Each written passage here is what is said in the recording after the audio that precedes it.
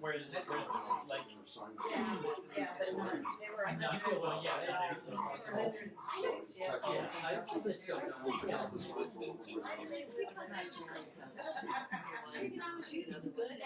Good evening, everyone. Thank you for being here tonight. This is going to be a special treat for all of us.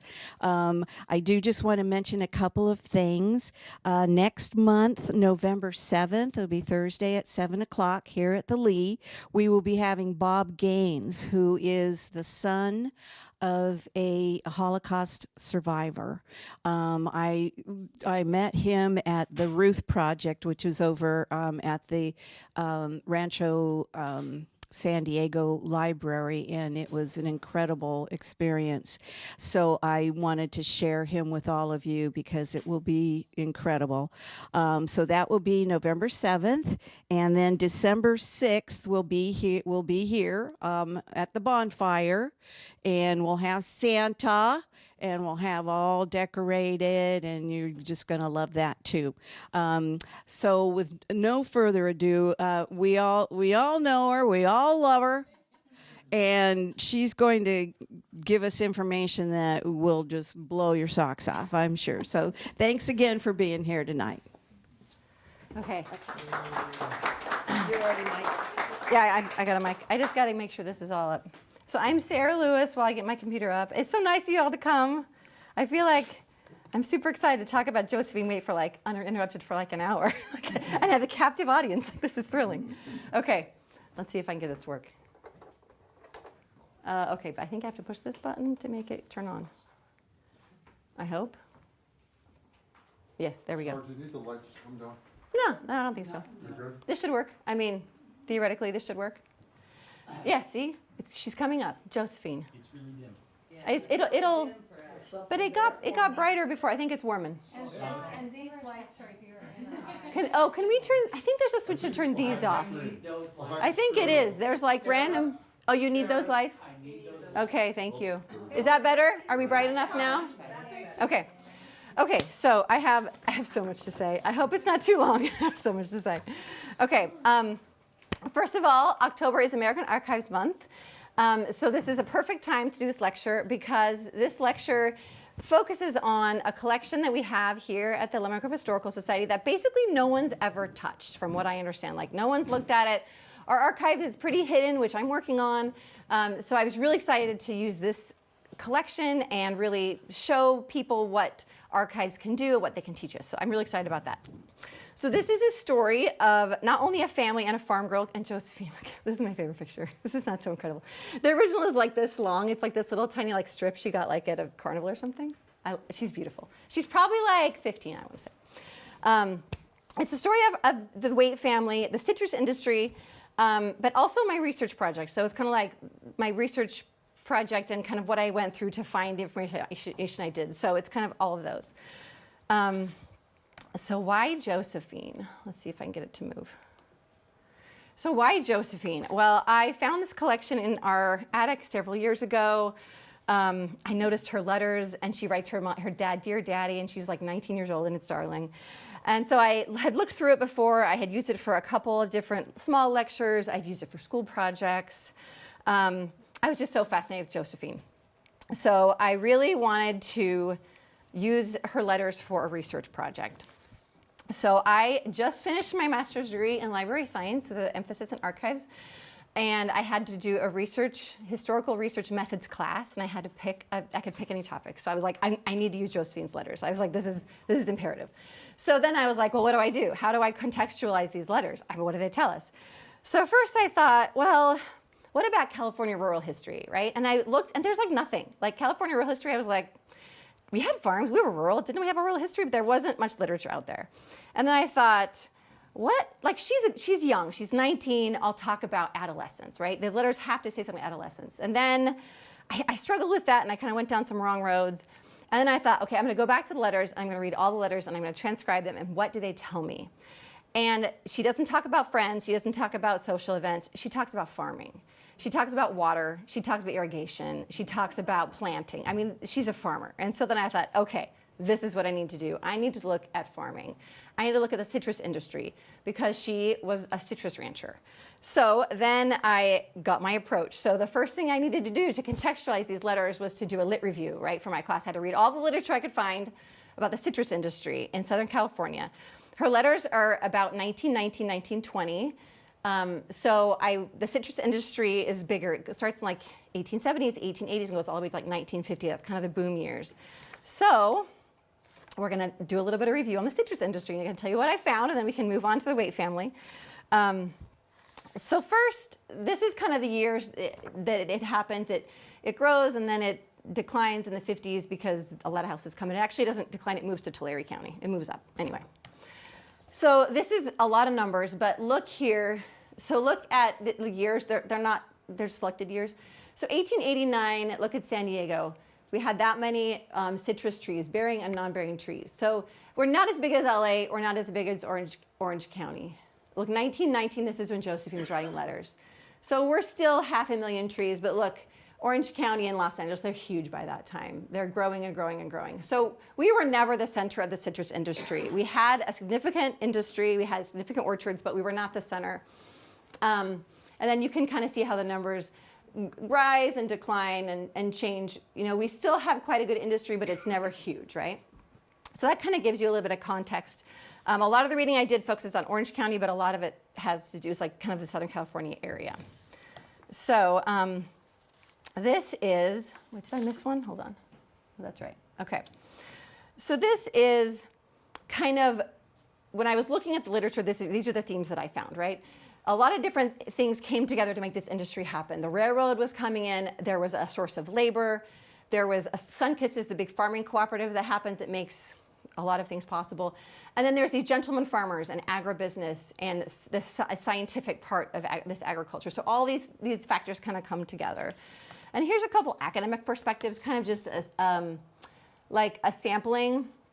On the right, that paper was written in the 80s, and Bacchus basically says, you know, 3 major developments allowed the citrus industry to flourish. You know, irrigation, the railroad, and Sunkist, the Southern California Fruits Exchange, which is a big farming cooperative. This book, Octopus's Garden, is an excellent book. It was written recently, like in 2023, and he says, you know, railroading and the citrus agriculture had threefold impact. They restructured the local economy, reshaped the landscape by attracting settlers, and labor networks formed in that really affected race relations. So there's all these different factors, and this is kind of an example of some of the ways that academics have seen the citrus industry. So first, just a quick review, the railroad. So the railroad came in, it encouraged modern agriculture, include founding of a farm organization. So because the railroad was there, it was really helpful to have this big farm cooperative, and so they kind of worked together. They worked together quite a bit. The California Fruit Growers Exchange became Sunkist. It's like the first brand name fruit, right? They had a lot of power. They had most of the orchards in Southern California. They were part of this fruit exchange. So they had actually an advertising deal. So the railroad would go to these exhibitions and put on these big advertising shows, and they had a deal with Sunkist. So they all worked together. And this marketing was really important because they were shipping citrus to other parts of the United States. And the marketing really affected the markets in how much they could ship. And then the export of perishables revolutionized Western agriculture. They had refrigerated trucks. At one point, they were the largest producer of ice in the world. So it was pretty, like, the numbers are pretty amazing. 1964 was the peak with 500,000 carloads of refrigerated produce. So the railroad and refrigerated cars was just, and I couldn't find, but I did read when I was writing, I think they owned like a whole forest to build like crates for the ship. Like they had all these, the railroad was so powerful, like it was mind-bogglingly powerful. So the railroad was a big factor. Sunkist was a big factor. This was a farmers cooperative. In 1895 it was formed. It controlled the vast majority of citrus grown in Southern California. It worked really closely with railroads, make things more efficient. They worked together on marketing. And one thing I didn't understand at first is that all these little growers associations in California were all like they all worked together with Sunkist. They actually were part of the same cooperative. I thought, oh, there's all these different fruit grower associations. No, they were all associated with Sunkist. So including the Lemon Grove Fruit Growers Association, which we'll talk about later. And then labor is a huge issue, and there's been tons and tons of written on it. I thought this quote was really helpful. Agribusiness, not family farming, has dominated the California agricultural economy throughout its history, and unlike the rest of the nation, has relied upon the changing use of an exploitative labor force. So first of all, it's not like rural history. When I was trying to think, California had farms. It was never really farming. It wasn't family farming. It was like agribusiness. It was set up like manufacturing. It was never really like a family farm. California never really had much of that. So they had to have exploitative labor force. So citrus is labor intensive. There are a lot, and another interesting thing about labor here is citrus needs year-round labor force. You don't have migrant laborers. You have people that come and they live there. There's oranges picked at different times of year. There's a lot of maintenance in an orchard. So the labor force comes and they stay. They don't migrate for citrus. And there's just, it has to be hand-picked. It has to be carefully packed or it will not last, in the railroad back east. So there was a lot of labor. And then through different decades, different minorities came depending on the laws and the shifting things happening in the States. But it was Chinese, Japanese, and Filipino, and eventually Mexicans.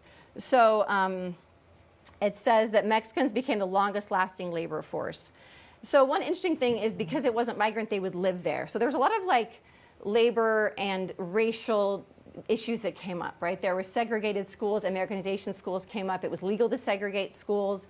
That's the Lemon Grove incident, which Lemon Grove is really known for. That had to do with Americanization schools, and that was an issue into the 40s when, after the Lemon Grove incident, after we solved the problem, they solved it again in the 40s in Orange County, and they became illegal. But Mexicans were often segregated, and they lived in different neighborhoods. There was a separation between kind of the whites and the Mexicans, and that was, the citrus industry really solidified some of these labor relations and these, different racial relations in the area. Another interesting thing is the farmers were often wealthy gentlemen ranchers. They would come and they had made their money in industry, they'd made their money in manufacturing, and they would come to California because of all these beautiful pictures of Eden and all this amazing, come to, enjoy the next act in the Garden of Eden, which is California. So there was a lot of marketing to that degree. But these were not family farmers. These were sophisticated, educated men who had capital. So they were retired from a professional career. They were educated. They came with capital. It took a lot of money to raise citrus. Another thing about citrus is you can't just plant a tree and grow an orange tree, plant a seed. You have to plant a seed and then graft a certain type, and it's all grafting, and it's very complicated to grow orange trees. So they embraced scientific advancements. One of the sources I read actually said that back east, while the farmers were fighting against scientific advancements, California ranchers were embracing scientific advancements. They needed it for pest control, for growing different varieties, for growing them and grafting and shipping, and all these things. They had a lot of science, and they really embraced the scientific aspect of farming. And then another really interesting source said that it wasn't just the fact that all these other factors came together. It was the fact that these ranchers had a lot of skills in organization and management. They had worked in manufacturing. Citrus was organized like manufacturing. It wasn't organized like farming, with labor and with all these, with a farming cooperative and with shipping. It was really like a manufacturing operation. So these gentlemen farmers were really well educated and good at that, right? And so some people say that it was the corporate capitalism view that really helped citrus take off in Southern California. So I have these letters. I'm thinking these women are in the citrus industry. What can I learn about women in the citrus industry? So I look on all the different sources, and basically women in the citrus industry are two things. They worked in packing houses. That was a major source of labor in packing houses, was women. This is a picture inside our very own Lemon Grove fruit packing plant in the 30s. Women were also on citrus labels. If you look women in citrus, they come up pictures on citrus labels and in packing houses. So it's two things that come up. Women were often, it was often like the Garden of Eden, right? They were this Eve in the Garden of Eden, so these beautiful women. And this one's from the 20s, and that one's from 1912. And there's citrus industry pictures on lug labels. There's women on lug labels, and there's been a lot written about this. Let me see if I'm missing anything here. Okay. So many were idealized in Mother Earth, images. And then some of them were like in bathing suits, picking oranges, so like, so yeah, so this is a lot of the imagery that happened and there's a lot of people who've studied lug labels because there's a lot of really good collections out there. So I was kind of looking at do we have any like first person accounts of women in the citrus industry? And what came up was Eliza Tibbets. She's a huge factor. So she brought the first 2 Washington navel oranges to Riverside in 1873. There are 2 trees they were originally from Brazil. She had a friend in DC, Washington DC, that sent them to her, and they took off. She was selling buds for like $1 each. Apparently, she almost killed them because she was selling so many buds. The funny thing is she never planted a grove. She's this huge thing in Riverside. She's really, really well known. They still celebrate her. I think one of the original trees is still alive, barely. But they never made a lot of money. Her husband kept getting into legal battles with his neighbors, and so eventually they were foreclosed on. And she was evicted in 1899. She dies she dies soon thereafter, and then her husband becomes a permanent ward of the county and dies in 1902. So it's like there's whole books written about her, and she's huge. And because of the Washington navel orange, it was huge in Orange County. I mean, in Riverside, at one point, they were the wealthiest town per capita in the United States because of the Washington navel. So it was a big deal. So I feel like she's a huge thing, but she didn't really have a ranch. So I don't know. Other women's voices, I found a few sources, first-person sources. None of them I could track down hardly. The first one is Mary T. Clark. Her great-grandson published her first-person account, and it was interesting. It was before the time of Josephine. The one interesting thing about her is that she came to California in the 1870s, 80s. Her husband dies, and she keeps the ranch going. It doesn't really say she's a ranch manager, but she talks a lot about citrus operations, so you kind of feel like she has a lot to do with it. The one interesting thing is in the book it mentions that she, let's see, I have it written down here, that she is the property, she's the sole landowner on the deed, and we don't know why, and it was just mentioned in the book. So she had some kind of role that's not clearly understood. She doesn't stay on the ranch. She moves back and educates her children, but she's there for those years. I did find a couple other sources. So there was one newspaper article, and the title was, I have it written down here. Maybe I don't have it written down. Basically, it mentions wealthy women of Redlands and Riverside buying and managing orange groves, and it's a 1933 newspaper article. And I could not find the newspaper article, so I looked and I couldn't get it. But apparently there were women that owned orange ranches. I have not gotten all information. Margaret Gardner and Florence Smiley. Margaret Gardner, there was another reference I found. I could not find the original. She talks about domestic ranch life. And Florence Smiley, the same, a first-person account. I could not find the oral history interview that I found a couple of footnotes, but I couldn't track them down. So there are first-person accounts that I could not find. They're very rare. I'm going to shift gears and talk about Lemon Grove. This is a brochure from our very own archives upstairs. There's lots of really fun brochures that tout Lemon Grove is amazing. We're the Pasadena of San Diego. Some people say that like the citrus industry was touted as we're the best place to grow citrus. So in this brochure, this is the cover of it, and that's a really cool picture. We had a float in a parade in 1919. In this season, so Lemon Grove, which is tiny, had 600 acres of citrus, 200 train cars, 82,000 packed boxes of a value of $300,000 in 1919 money. Just from Little Lemon Grove, that's how much citrus we had. So, I mean, even though San Diego wasn't as big as Orange County, we still had quite a bit, and especially Lemon Grove, that was kind of our thing.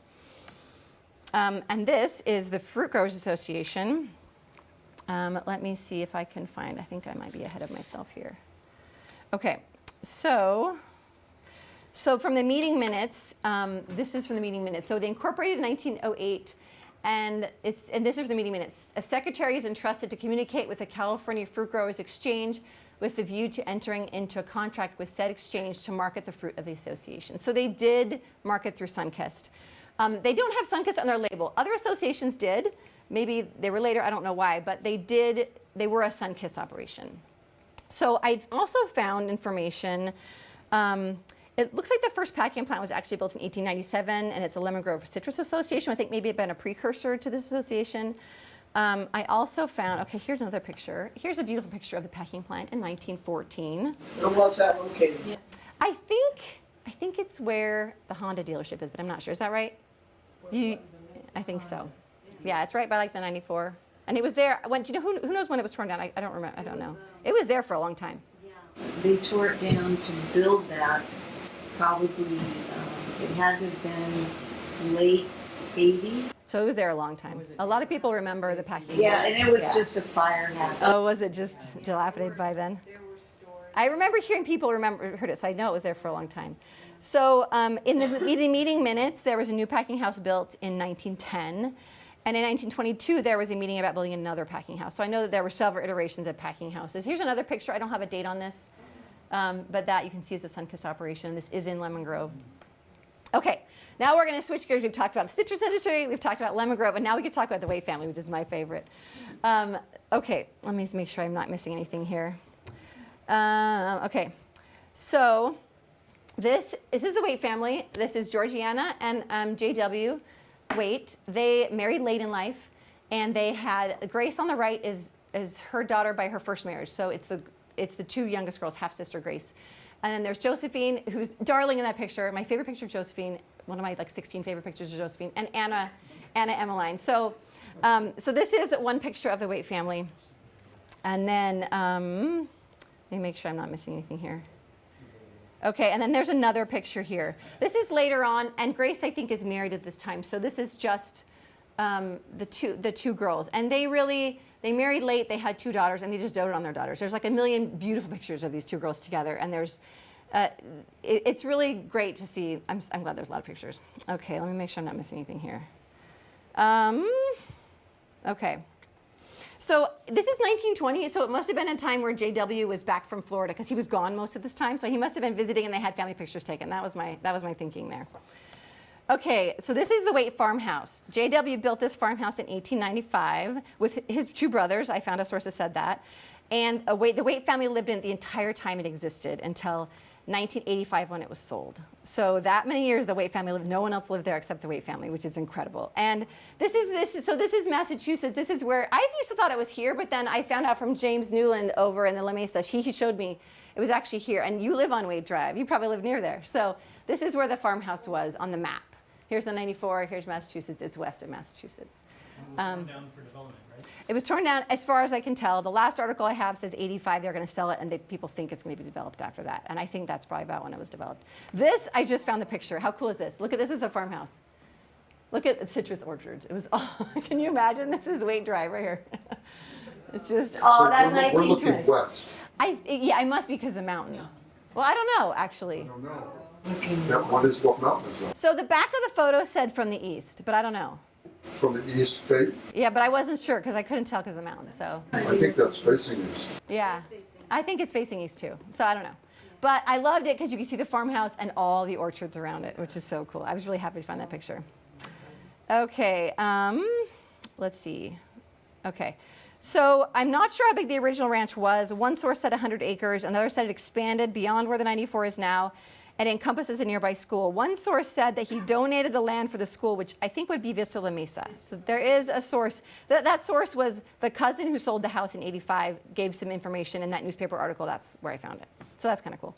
This is his citrus label. Notice it is not a Fruit Growers Association citrus label, which I think is really interesting. He actually wasn't part of the association for a long time, and I think he was an exception. So this label just says, has a stamp from J.W. Waite. So it's beautiful. And there's a magnet in the back we made because it's so beautiful. So this is his citrus label for his orchard. And I'm going to go through each family member and kind of talk about them because they're amazing. So he was a train dispatcher in 1880 census. He moves here apparently with his brothers. He's older. He builds a farmhouse in 1895. He was not married at the time.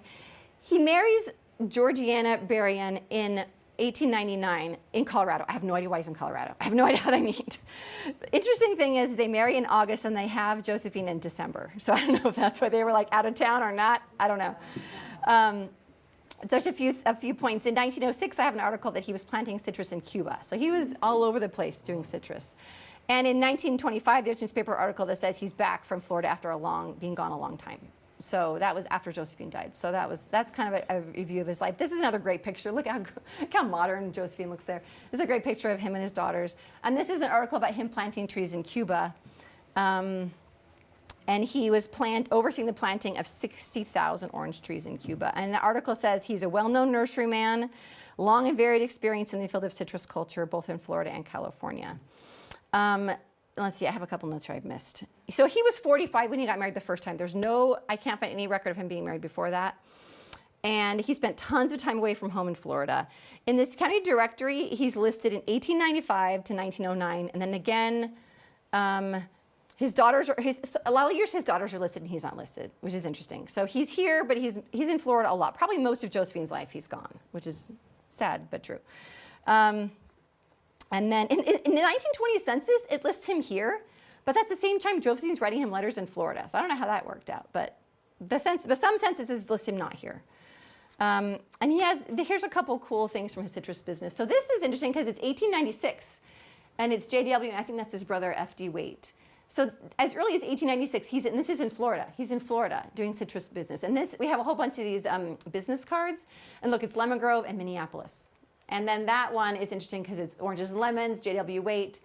He's a shipper, but it's also Minneapolis on the top. So, and that's 1908. So he's doing citrus all over in Florida, in Minneapolis, I guess. He's really not home a lot. Okay, this is his wife, Georgiana. Let me see. I gotta make sure I don't get lost here. Okay, so I think she went by Anna, but I'm going to call her Georgiana because her daughter's named Anna Emmeline. So there's a lot of Annas. I think they both went by Anna, actually. She is born in 1866. She marries in 1885 when she's 19. Grace was born, so she has a daughter with her first marriage. And then they divorced in 1892. Grace is 5. She marries Emery Fairfield Gordon in Colorado when she's 27. I don't know how that marriage ends. I don't know a lot about that. But then she marries in 1899 J.W. in Colorado when she's 33. And she has Josephine in Colorado in 1899. And by January, they live here. So Josephine's very young when they move. Anna Emmeline is born a couple years later. And then there is one record of a myrtle. So she might have had an infant die. Or a stillborn, because there's one record, and I have no other information. So she may have had a stillborn later, when like in 1904. So that's her. I don't remember the age. I had it written down, but I don't remember now. So this is her as an older woman. She dies in 1945. So this is probably when in the 40s, like probably near the end of her life, probably in front of the farmhouse. Okay, this is her oldest daughter, Grace Sophia Clark. In the 1900 census, she's living with her mother. She's close to her half-sisters. There's a lot of evidence in the papers that she's close to her half-sisters. Let's see. In 1910, she's single living at home. She marries Jesse Hollingsworth. In 1920, she's listed as married. They divorce in 1929. No evidence of children. And then she moves back to the farmhouse and lives there until her death in 1972. So she doesn't have any children. And Josephine nobody has children in the family, which is really sad. In 1930, she's listed as divorced and living in the farmhouse. And this, I found a picture of her husband. This is Jesse Hollingsworth. So the back of this photo says, mother holding Joe's dog, dad, Waite, and Emmeline, also Jesse Hollingsworth and me, Grace. So Grace signed the back of the photo, and that's what she said. So this is Jesse Hollingsworth. And then this is Grace, and this is after Josephine's gone, I'm pretty sure, because what was the year? Oh, August 24th, 1924. So this is in 1924. And so this is J.W. Georgiana with the doggy, and that's Anna Emmeline, the other daughter. So I thought it was cool. I found a picture of her husband. And then Josephine. I have like 1,000 pictures of Josephine. Isn't she so cute? Look at her baby picture. She's adorable. So she's born in Colorado in December 27th, 1899. By 1900 census, she's in Lemon Grove, and there is an article in the paper, February 14th, 1900, that says she is ill, seriously ill. So the infant daughter of Mr. and Mrs. J.W. Waite is seriously ill. That's all I know. I don't know why, but she's seriously ill at that point. She goes to Lemon Grove schools. She goes to Lemon Grove Grammar School and graduates in 1914. Make sure I'm keeping up here. This is when she would just be starting high school. Look how pretty she is on her birthday. She's 15. She goes to San Diego High and she graduates in 1918. She loves her animals. The back of this photo says Josephine with her burro Molly. This is her burro. And that's the farmhouse, which is pretty cool. And notice there's a horse and buggy, and there's also pictures of her on like cars. So there's like this right between horse and buggy and cars, which is really cool. There's tons of pictures of her sister. There's lots of pictures of her sister and her doggies. Look at those doggies in that picture. So this is when they're younger. That's when they're older. Let me make sure I'm keeping up here. Okay. And the more pictures of her and her sister. Look at those 20s dresses. I love that. And that's with their piano. She mentions she plays piano. She mentions in letters they both also draw. There's some pretty drawings in the papers we have.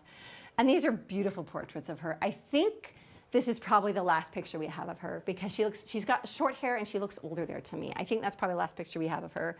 This is a hospital bill from December 19th, 1922. She dies 10 days later. I don't know how. I heard influenza, that's likely, but it's past the flu pandemic. By 1922, there's been several rounds of flu pandemic, but I think it's mostly gone, so I don't know if it was what it was. But she dies at the end when she's 23 and 2 days old. So it's like tragic. We have so many pretty pictures of her. So yeah, she's only 23. So this is a gravestone from the letters, and then this is a current picture. So look at this. She dies in 22. Grace is her half-sister, dies in 72, and Anna, her little sister, dies in 88. Look how much older her sisters are than her. So she's tragic. She's like such a tragic story, but I love it. We have so many pictures of her and her words, so I feel like it's kind of like we're frozen in time, this farm girl. I think they are here locally. I don't remember. I think they are here in one of the local. I don't know because I don't remember exactly. Okay, this is her little sister, Anna Emmeline, and a cute baby picture. She's born in 1902. They're really close sisters. She talks about her sister a lot in the letters. She lives in the farmhouse her entire life. She never marries, and she's the last surviving member of the family. She never has any children. So Grace never has children, marries once, never has children. Josephine dies, and Anna never marries. So there are no children in that family. So which is why we have the papers, because there were no children to give the papers to. And look at this is the same time that Josephine got the photo taken. I think they must have gone to a fair. Look how cute she is. Let me make sure I'm keeping up here. Yeah, isn't she so cute? She also goes to Lemon Grove Grammar School, graduates in 1918. And this is a photo with her father in 1924. This is after Josephine would have been gone, so it's just her and her dad. And then the street was named Waite Street. It was Scudder before that, and it was named in 1941. So this is before either of the parents died. Josephine was gone, but all the other family was alive. And I found several articles about this, and this one's really interesting because it says, Mr. and Mrs. Charles Hayes and other Scudder Street residents suggested that Scudder be changed to Waite Drive, honoring Mrs. J.W. Waite. I thought it was really interesting, honoring Mrs. J.W. Waite. But J.W. was probably back here by then, by 41, but it was honoring her, not him, which I thought was really cool for 1941. And the Hayes is also a big family. We have somebody that lives in the Hayes house here in Lemon Grove. So the Hayes was a big family, but it was named Scudder before that. And so the road was named to Waite Drive in 1941, and Anna lived there until 85. So imagine living on a street named after your family for 40 years. I thought that was really cool. Okay. And this is a really great article we have, and it's from the Daily California in 1985, and there's a lot of really good information. What happens is Anna gets old and needs to go to a convalescent home, and the closest people family she has, is a cousin. A cousin comes in from out of town, Berrien, so it's her mom's family. And they clean the house out. She moves to a convalescent home, and this article talks about the history that he knew of as a family member, and about the fact that the house is going to be sold and will likely be developed. So this is actually a really great source, but this is a picture of it in 85, and I think this is probably right before it was gone. And then Anna dies in 88. This is a painting. I actually have it up here. She did some art. It was a really cool painting she painted. The obituary, let's see, I have some things. The obituary says she's artistic. It says her father planted the first lemon grove in the area. That's what obituary says. And she cared for the property for a time when her father planted groves in Florida. So she also was a caregiver and a manager. Okay, so now we're going to switch gears. We've talked about each of the family members. We've talked about all the other things. And now we're going to talk about Josephine's letters. She has 19 letters she writes. We have all the originals here. I laid a couple out. And I actually have transcriptions there if you're interested. 19 letters total. She writes, "Dear Daddy," or "My dear Daddy." She's so cute. And she's between 19 and 20 when she writes these letters. And this was kind of the centerpiece of where I started with this research. And so the first thing I did was I thought, okay, I'm going to look at the topics. What does she talk about? So for my paper, I actually took every single letter and I marked what topics does she mention. Weather, number one. She's a farm girl, right? She talks about weather in every single letter. Crops, she's talking about what do we plant? How is the harvest going? How many boxes of lemons are we getting? She talks about some relatives. She talks a lot about Uncle Jonas. I think that her dad was with his uncle, so she talks about a lot about relatives that aren't immediate family, but other relatives. I think in real estate, I think she's actually trying to sell some property. Her mom has it listed and she's having a hard time selling it. So she mentions like other properties that are sold nearby and that kind of thing. Water costs are a big deal. There's a new water pipeline coming down. She actually transcribed an entire letter from like the water board. She transcribes a whole letter for her dad. She talks about where the pipe's going to come down, how big it's going to be, the costs, all that stuff. She talks about the Fruit Growers Association. When her mom joins the association, it's mentioned in the letters. My favorite is she talks about her doggie, Laddie. I don't know. I have a bunch of pictures of dogs. I'm not sure which one Laddie is. And she talks about planting flowers and strawberries. And then she talks about gun safety. I'm going to quote this. It's pretty great. And I think her dad asked what wages are, and so she talks about wages for farm workers and pickers. So this is a really interesting overview of what Josephine was doing, right? She was talking about farming. She lived in the middle of Lemon Grove, which was very rural, and she was a rancher. I'm just going to quote a few of the letters because they're amazing. So this, and I have pictures because I have a million pictures. This is a friend of the family, and this is Josephine, and this might be her mom, I'm not sure, but this is our farm girl here. And so she writes to her dad, "Raining today, and I'm mighty glad of it. Saves irrigating and water here. Costs more than it ever did. It used to cost between 15 and 20 a month, and now it's near 30 a month, and you can't tell it's irrigated. I told you we just missed a freeze, didn't I? It was 36 degrees, so you see we didn't have far to go." So, I mean, she's talking like a farmer, right? 1919. Yeah. And then another quote. This is February 7th. Then there's another great picture. Look at her and her parents. I think that's her sister, Anna Emmeline, and her on, like, looking like the cool farm girl she is. And so she mentions, Mama joined the Lemon Grove Association. We don't be any worse off than we are out of it, and maybe a little better.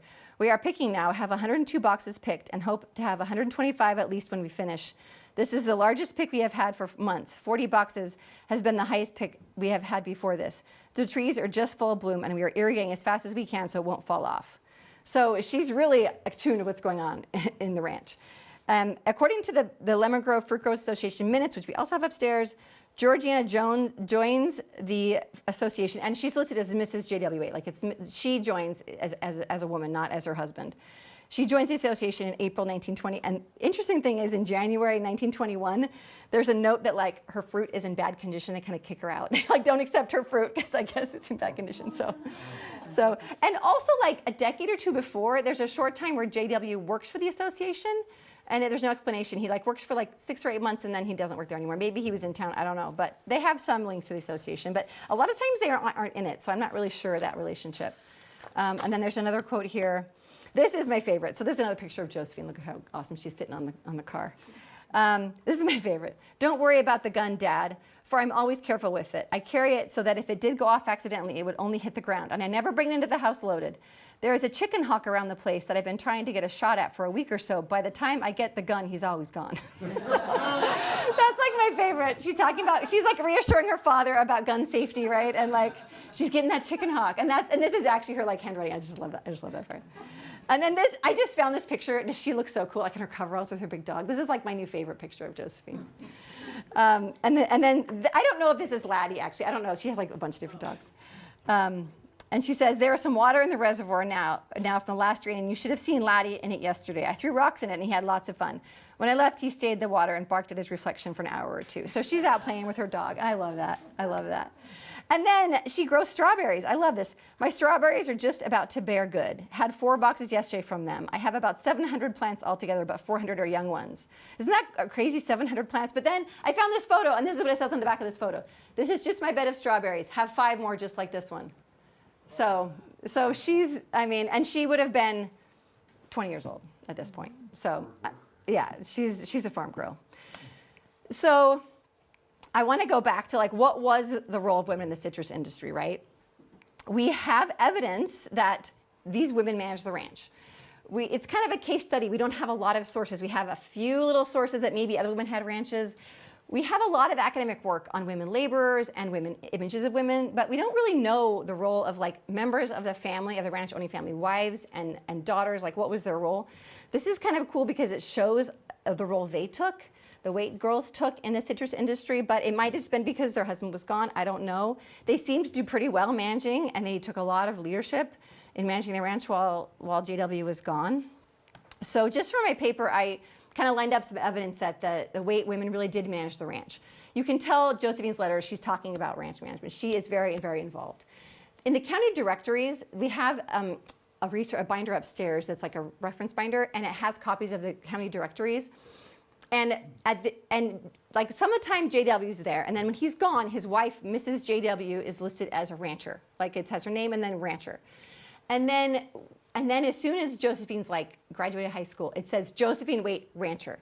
And then it says Anna Emmeline, student, which I think is so cool. So they're actually listed in the county directory as ranchers under their own name, not under the man's name.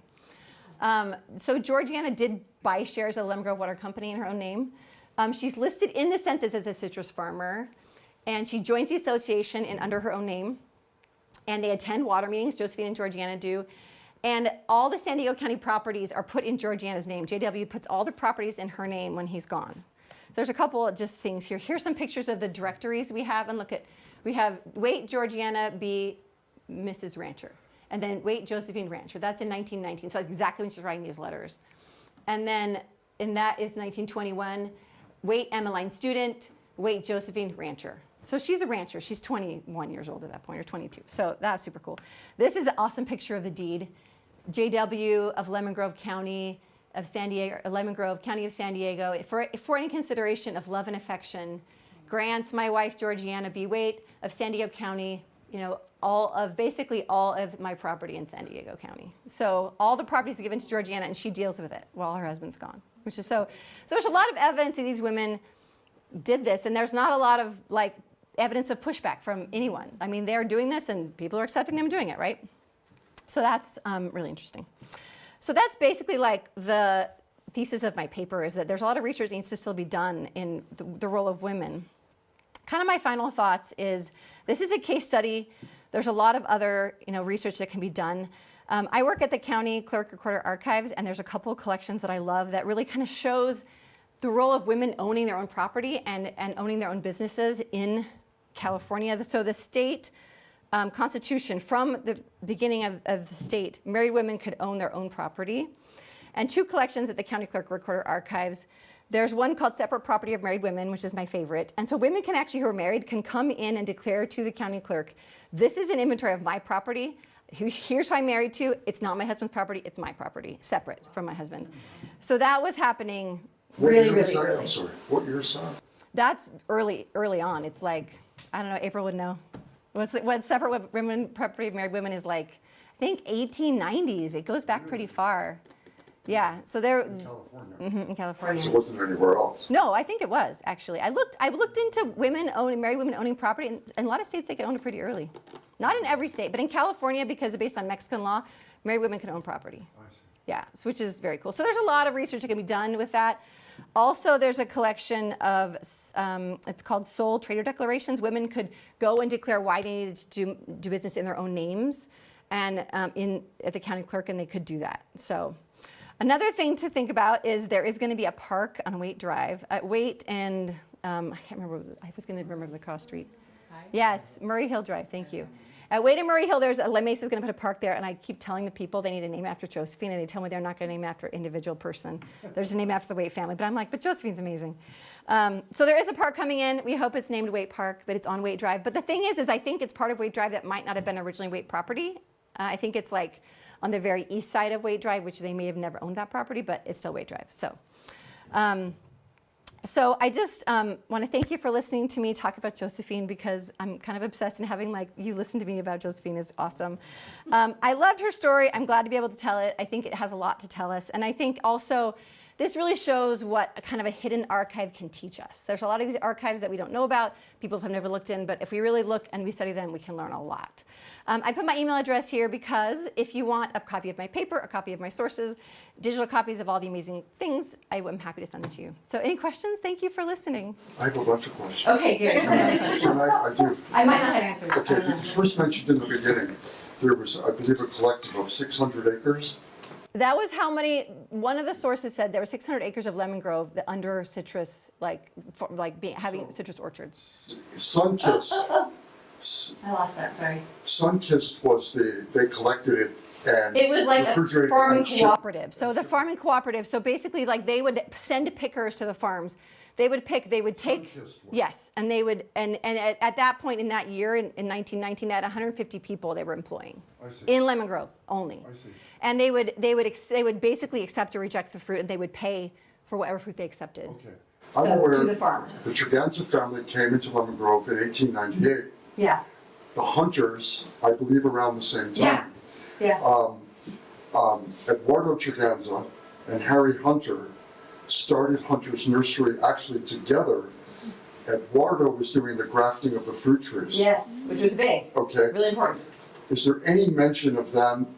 I'm just curious. I haven't found it in these papers, but I bet you if you looked in like the association records, there probably is, and probably other records. The problem is we don't have really a newspaper that goes back that far, so very scattered. We don't have a lot of papers that go back that far. It's kind of the problem. Okay, my last question. There might be some in the association records. Okay, how did you come to get all of this? How did we get all of this So information? most of this comes from sources we have upstairs. These are the Waite, these 2 boxes are the entirety of the Waite family papers. But how did we get them? Oh, when Anna Emmeline left the house, the newspaper article says that this cousin was going through papers and donating them to the Historical Society in Lemon Grove and La Mesa. I think that's when we got them. 1985. 1985. So that says something. Yeah. Because there wasn't a really formed historical society. There was in '78 we started. Right, but there wasn't a place for all this stuff. There wasn't a place. It was in Okay, a so it shed. was all in the Fouché shed. Yeah. Got it. Yeah. So this was probably in the shed. That's probably. But we're glad it lasted. We're glad the bugs aren't there anymore. So some of the collections, because of that, were actually donated to SDSU. So the Fruit Growers Association is a divided collection. Some of it's at SDSU. Some of our founding records are at SDSU because they were in a shed and we wanted to not lose them. So yeah, I haven't been over there to see them, but I know they're there because I've seen the finding aids online. Any other questions? Did you come across the name of West? I think he owned the last big orchard. Oh, I did not. Sold it to the school district for Palm Junior High. Oh, really? Over in Palm? Wow. Yeah. I did not come across that name. When I moved up 58 years ago to the last house on Mount Vernon, Grandpa West was still alive. And yeah. Do you remember groves in Lemon Grove? Who? Do you remember when you came here, were there still groves in Lemon Grove, like Yeah. citrus groves? Yeah. Yeah.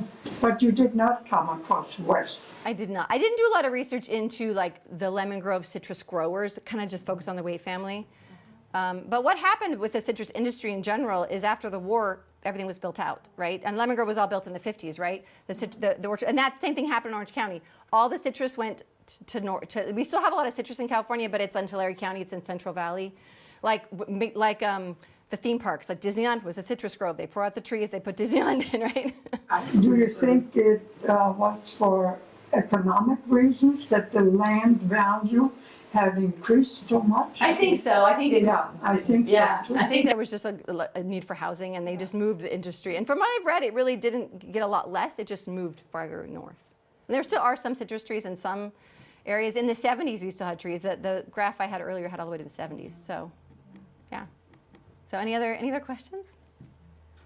If you want to come and look at this, like I put some pictures. Most of the stuff I had pictures of in the slideshow, but you can see the real pictures. And email me if you want any of the stuff. I'm happy to share all my sources and. I have a comment. What's your comment? I really enjoyed listening to you because you were so into it.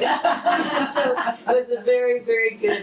You could tell how much you were into it. So. Oh yeah, everyone tells me I'm very enthusiastic. Oh, well, every picture was your favorite. I know. I'm like obsessed with Josephine. Like my coworkers, like are here, and they like were.